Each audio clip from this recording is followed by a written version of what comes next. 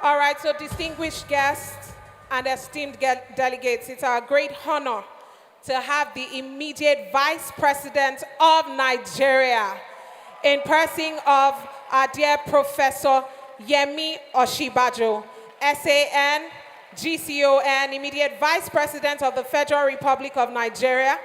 It's such a great honor to have you here. Such a great honor to have you here, sir. One who has been a champion of women's empowerment and a strong advocate for inclusive leadership. While we welcome our president, I'd just like to, our immediate vice president, I'd just like to quickly read, a short profile of Professor Yemi Osinbajo, who served as the vice president of the Federal Republic of Nigeria for 2 consecutive terms from May 2015 to May 2023. He held the position of Attorney General and Commissioner for Justice in Lagos State, Nigeria, from 1999 to 2007, leading significant judicial reforms that would become models for other states in the Federation.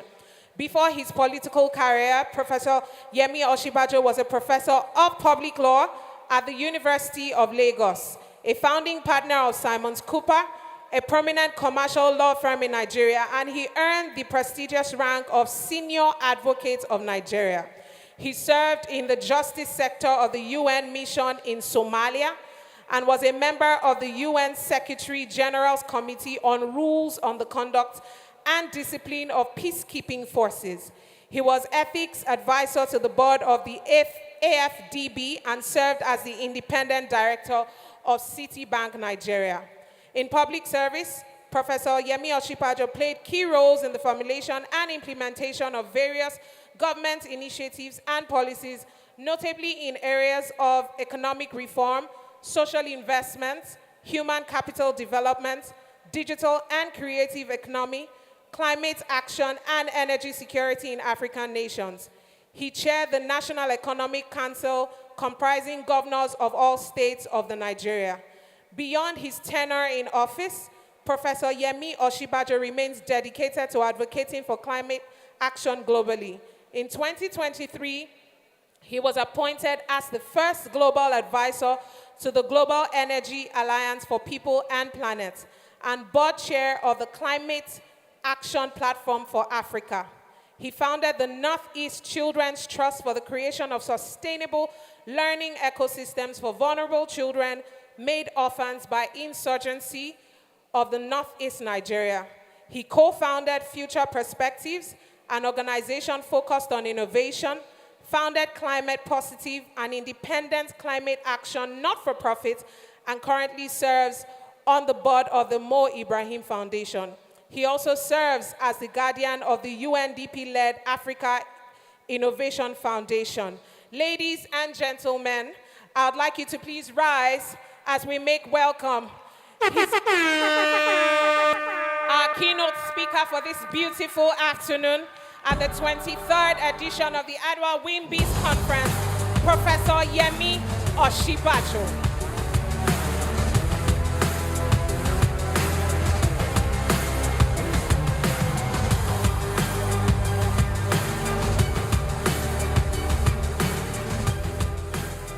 Thank you very much. Thank you very much. Please sit.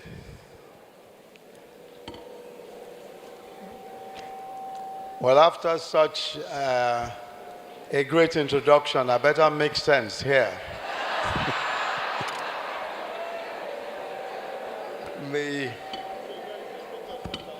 I must say that I'm a bit overwhelmed by the sheer number of women in this room.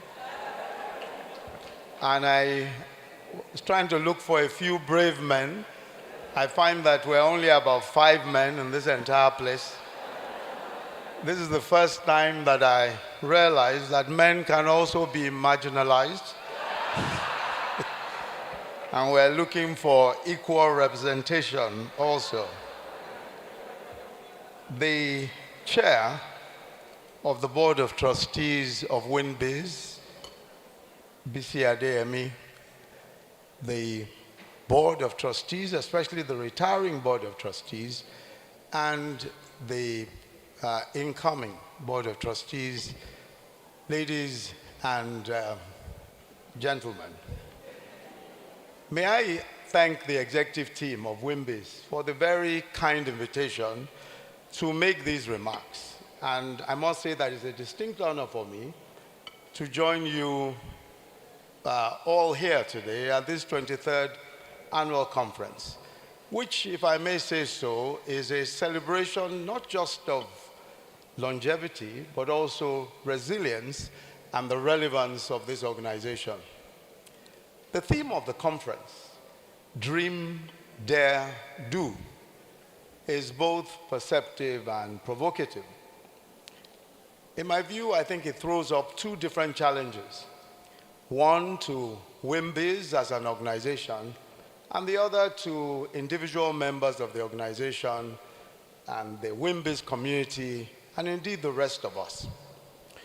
Regarding the challenge to the organization, let me begin by saying that the founders of WIMBIZ deserve to be extremely proud of what the organization has become. And I think they deserve a round of applause. Over the years, this organization has become a strong, well-respected body of business, professional and public service elite of our country. And after many years of offering peer influence opportunities, sound, high-quality mentorship, and capacity building programs, especially for women in leadership roles, I think that we can say that they have produced a success. Many years after its founding, seated in this room are possibly some of the most consequential human beings of Nigerian extraction, whether male or female, in this entire world. Persons able to reach practically anyone in our nation, either individually or collectively, with one or two phone calls.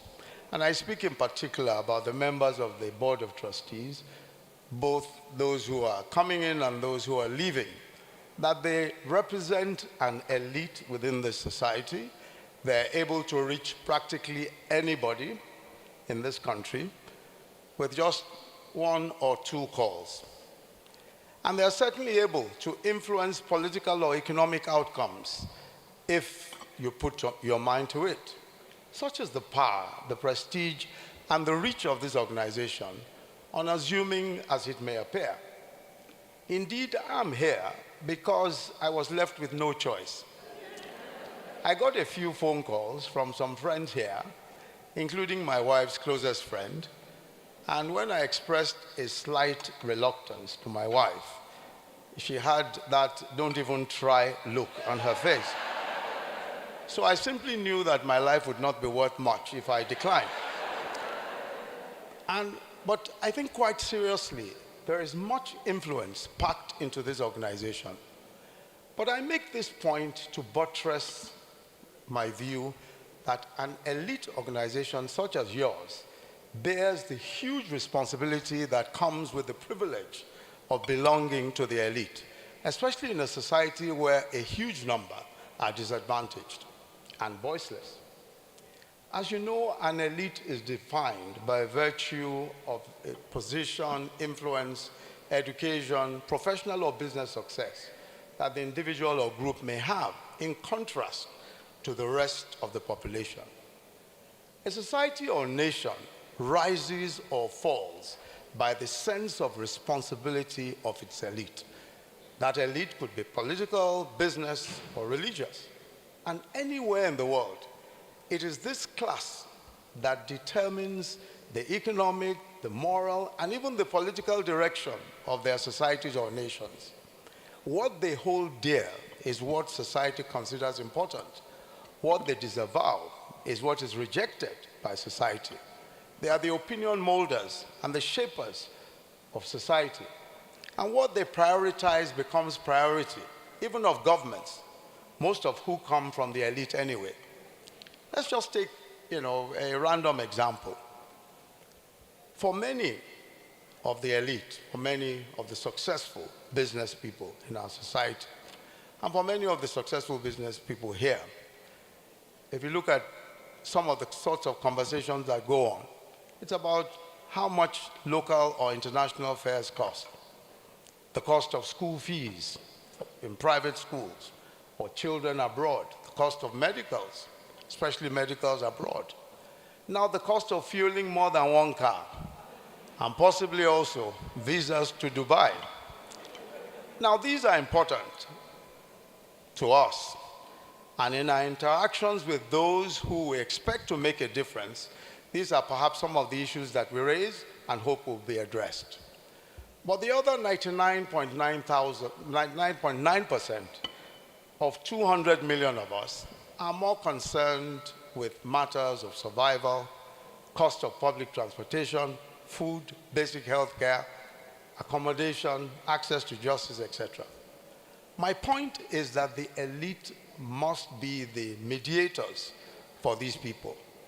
Alongside our own concerns, we must fight for social welfare schemes, healthcare schemes, food security issues, the school feeding programs for children in public schools, because these are matters that politicians are required to address, but often do not. And they do not even have an elite that can put them under pressure. Your collective voice and action for education of girls in the North, for example, carried to the state houses, can affect the destiny of our nation. Today we have over 67% female illiteracy in the North, a country with half its population socially and economically disempowered by illiteracy will find development difficult, if not intractable. We're proud of the many social causes that WIMBIZ has championed, but there is certainly room to do much more. We must find ways of making change at scale because of the enormity of the problems that we face. The second challenge that the theme throws up is the question of how to build businesses or organizations of any kind that survive and thrive. Indeed, the visioning, the founding, and continued growth of this particular organization, WIMBIZ, exemplifies the theme of the conference, Dream, Dare, Do. We're here today because some dreamt, some implemented the dream, but more importantly, kept it going year after year. Some wise person said something to the effect that the best and most visionary ideas lie in cemeteries all over the world. So the chief problem is not a dream. There are many dreams and great visions. It's not even to start out the enterprise. In other words, it's not even to dare or do. The chief problem is staying power, the ability to see a matter through, the ability to see a business from start to finish. The attribute you need the most is not the will to start. It is the steadfastness to remain. It is not the capacity to dream. It is the courage to deal with the nightmares and still continue day after day. So the bottom line is resilience, the ability to execute and to see the enterprise through. So I ask the question, how can a business attain resilience? I'll mention just 3 points, and here I speak not as an entrepreneur, I have no entrepreneurial talent of any kind, but perhaps more as a corporate lawyer who has seen and helped businesses start, and unfortunately, acted sometimes as an undertaker when some businesses fold up. The results of the postmortems are usually the same. So the first point is understanding the market. And I think this is so important, that whatever business it is that one is doing, one has to understand the market. And this is true, whether it's a business, a professional practice, or even a civil society organization that you're starting. Do the research and the hard work to understand the market and keep doing more research, even when the business is doing well. Let's take the example of 2 enterprises, publishing and restaurants. And I have a bit of knowledge of both because, as I said, I was counsel to quite a few companies. A very successful lawyer, a lady, wanted to start a monthly magazine. I think it was a Christian lifestyle magazine that she wanted to start. And she said to me at the time that she had prayed about it, I was convinced that it was God's will. I asked her, of course, to study the market carefully. I had seen many magazines start well and then fail. She said she was convinced that if she printed 10,000 copies of the maiden edition, she could sell at least 5,000 in a month. And she could break even after selling 3,000 copies. After all, according to her, there were at least 1 million Christians in Lagos alone. And from the proceeds of the first edition, she could print the next edition. She printed 10,000 copies, but she could barely sell 200 copies after almost 6 weeks. She struggled from month to month, barely able to sell 500 copies. Within a year, she packed it up.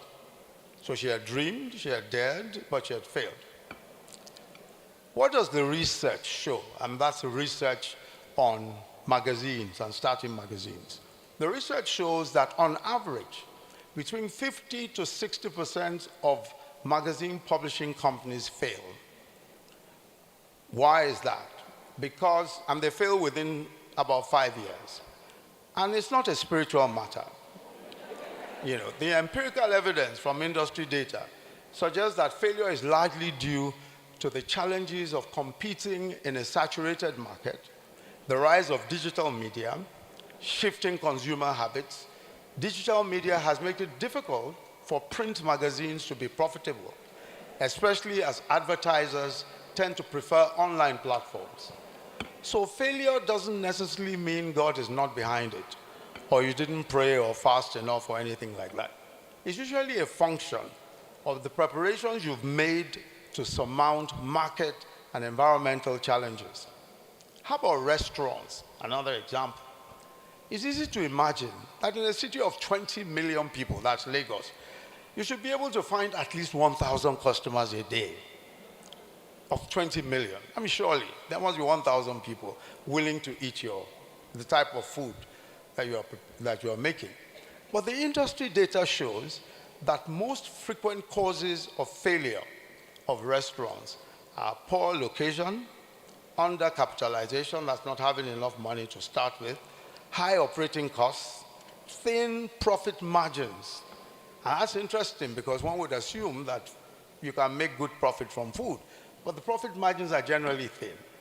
Inconsistent quality or service, inexperienced or poor management, workforce issues, that's the quality or caliber of people that you employ. Now, all of these, of course, are important. But I want to take the second point, just to add on to what I've just said. The second point is a strong work ethic, including the discipline to delay gratification. And I'm sure you hear that very often. Why do Lebanese-owned restaurants do so well and last so long? Strong work ethic. They're always at their business from start to the end of the day. They don't go anywhere else. They're just there every day. Several of those restaurants, and I'm talking of those Lebanese restaurants, have been around for upwards of 30 years. Double Four in Lagos. I mean, I don't know whether those of you who are here know about Double Four. I mean, it started in the 90s, but it's still there. Double Four is still there. City View in Abuja is another that's lasted almost 30 years. Why? Because these guys just stick to their business. They're there every day, from morning till evening. They start and close in their business. On this issue of delayed gratification, I think this is an issue that we should talk about a bit more. Delayed gratification.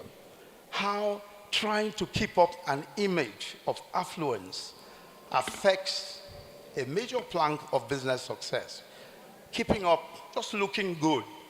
The lifestyle of the business owner is a problem, in my own opinion, for Nigerian businesses. There's a huge pressure that a Nigerian business person has, which probably other business people elsewhere don't have, to maintain a perception of success that is usually above the means of the business. The business can't support your lifestyle, you know.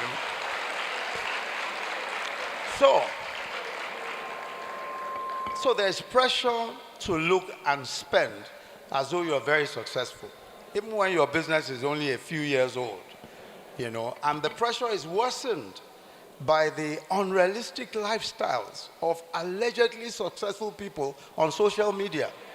And there are many of them, you know. And also an environment where most wealth is unexplained or unexplainable. And where so many people are rich before becoming business persons. So there are many people who have money already from somewhere else, and then they become business people. And then you are looking at those people and thinking, surely I should be like these people. Consequently, every CEO or even middle cadre business enterprise feels the need to buy the best cars. The same cars that the richest man in Africa drives. You know, so you find people driving the same cars as Dangote. Yeah. And then she or he must travel first class or business class. You know, so a lot of investable resources are spent on just maintaining appearances. I was speaking to my daughter who runs a clothing store, and we were looking at her turnover and profit. And she was saying to me, she said, "Dad, I'm a CEO, but even to travel business class to London is an issue, it's a problem." My son also is a business person, has the same experience. He says, "Look, Dad, I can indulge in one or two luxurious items because I'm not yet married, but it isn't easy." And my response to them is, your businesses are barely 5 years old. Too early to live large. Nobody travels and lives like the Nigerian business person and succeeds. You will not find a Japanese designer or small business owner in a business class. No way, let alone first class. Delayed gratification, the moral of the story.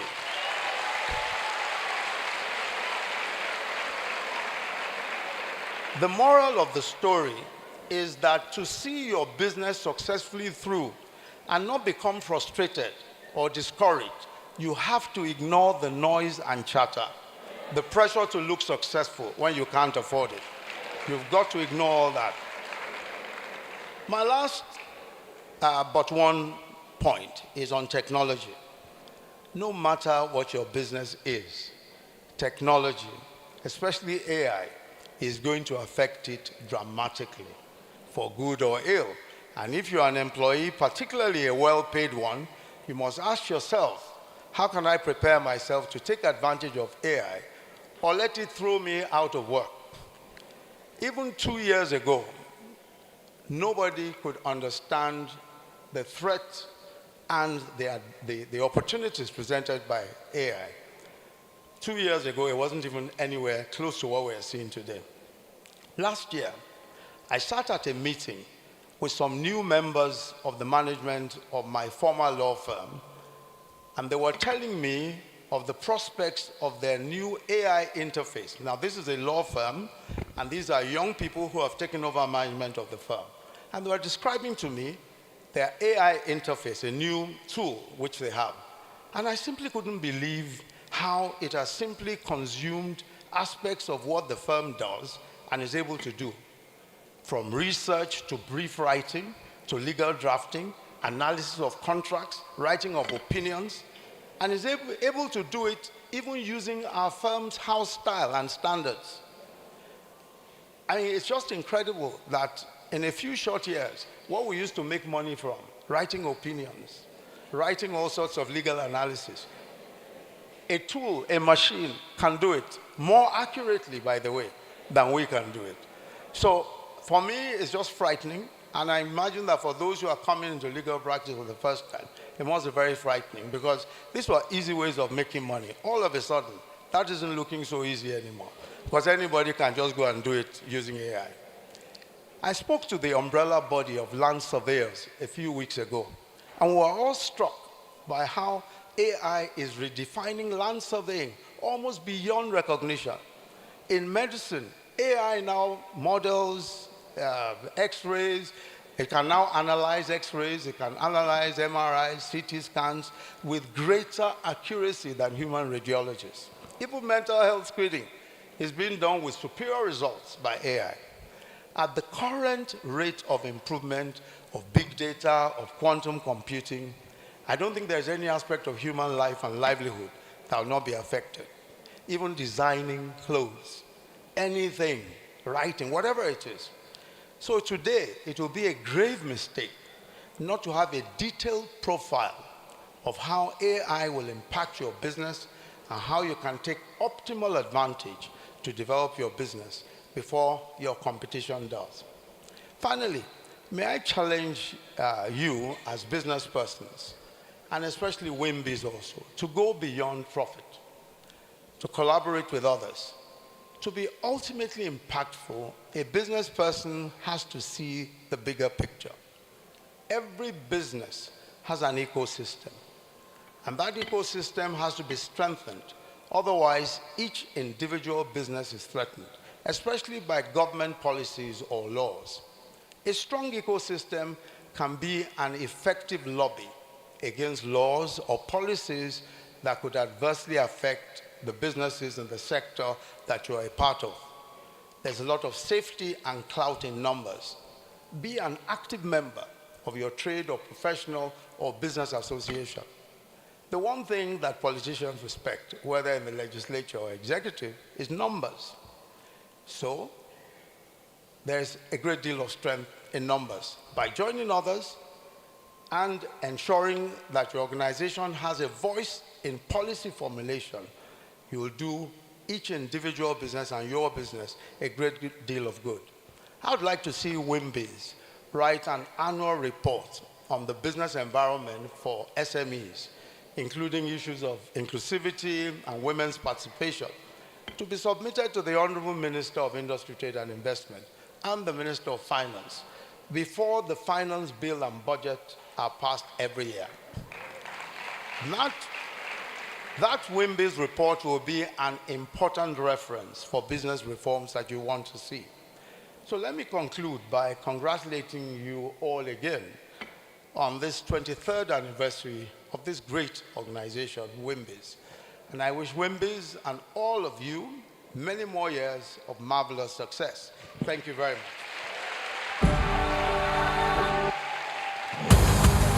Thank you so much. Just before we let our Excellency downstairs, I would like to take pictures with our founders. Yes, please, sir. Can we please put our hands together as we make welcome our founders and the Board of Trustees and the Executive Director, supported by Yemi Oduwole, Chair 2024 CPG Committee, to take a picture with our keynote speaker. So I would like to have you in the middle.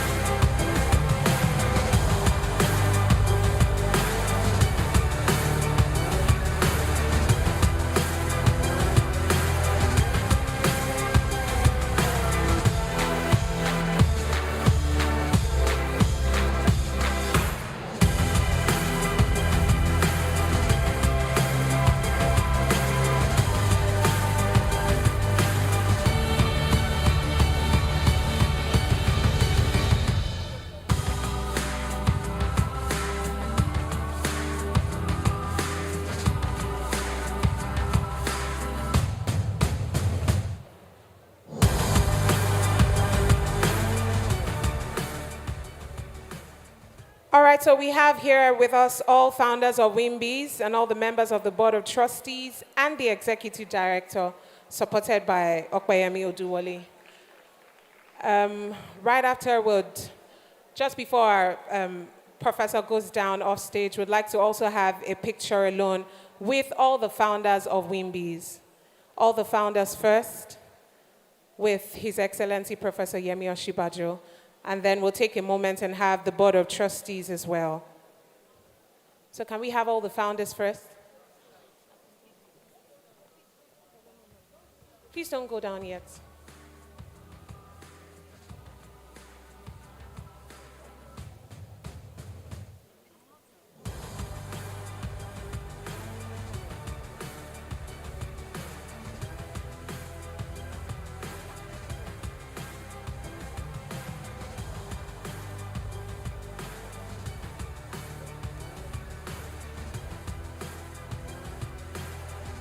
Can we put our hands together as our founders make their way down? Would also like to have pictures with the Board of Trustees and the Executive Director, supported by Yemi Oduwole, the Chair and the Vice Chair. Can we put our hands together as our founders make their way down stage, please?